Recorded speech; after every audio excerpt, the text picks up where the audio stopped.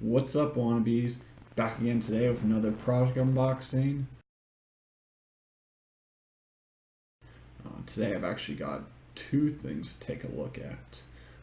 Let's check out what I got for you today. Today I got a pair of helmets from Rudy Project to unbox. We got the Boost01 as well as the Wing57.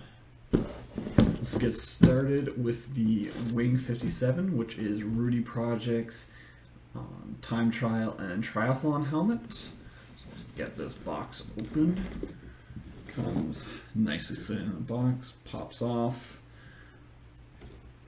Nice clean way of displaying it. I'm going to pop the helmet out of there and take a look at it. The Wing57 is a medium length aerodynamic helmet. It's definitely not as long as some of the options on the market, and it's longer than what I would describe as a short-tailed helmet. It has generous vents on the front as well as exhaust ports on the back, so you can get some decent airflow through there. Should definitely be important for longer distance events such as Ironmans and definitely something like Kona. In fact, the helmet was designed with aerodynamics guru John Cobb. He's probably better known for his work in triathlon, so it's a very popular helmet amongst triathletes. Uses a ratcheting retention system, you see there. Also includes this nice pad on the buckle to stop it from irritating your neck. So that's the helmet. So let's take a look at what else comes in the box. First, you get this nice bag for storing your helmet for transportation. We got the visor for the helmet. You can see that. Let's go ahead and put that on.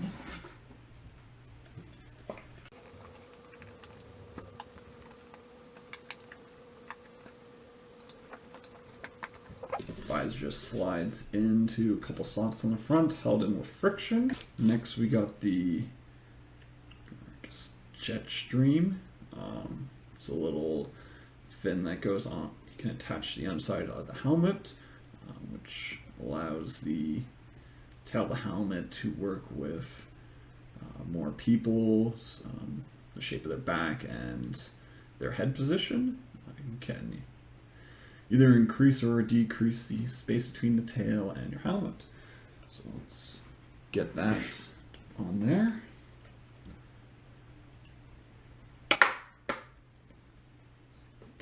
That just pops on with some magnets. And in the box we got a pair of vent covers. Lets you choose the amount of ventilation you want coming through those front vents. You got fully closed, partially closed, or you can run without one and have it fully open. I guess if you're doing a long event like Ironman Kona, you probably want to run it open. Something like a 40K TT, you might just run it closed, unless it's super hot.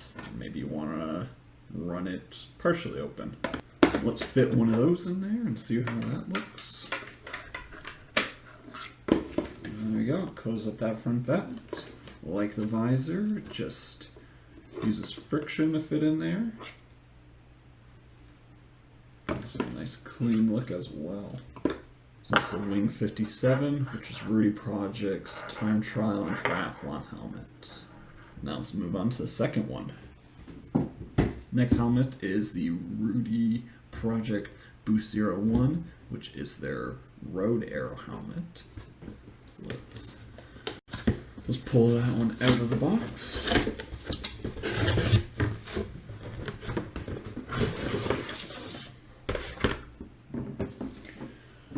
Okay, first looking at it, this is probably one of the odder looking road aero helmets on the market. Again, we got some nice big front vents as well as some on the top, and some exhaust ports on the back. Looks like we can get some good airflow through there. Like the Wing57, the Boost01 was designed with John Cobb, so you know it's going to be fast. Uses a ratcheting retention system, generous padding on the inside, and your standard buckle. Now let's see what is all inside the box. Just like the Wing57, you got a pair of vent closers, so you can choose your amount of ventilation and if you want to increase aerodynamics a bit. So again, let's pop one of those in there.